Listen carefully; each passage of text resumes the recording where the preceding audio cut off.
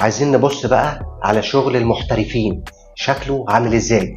نانو مايكرو بليدنج، عايزين نشوف التنسيق في الشعرايه عامله ازاي والشكل عامل ازاي. يلا.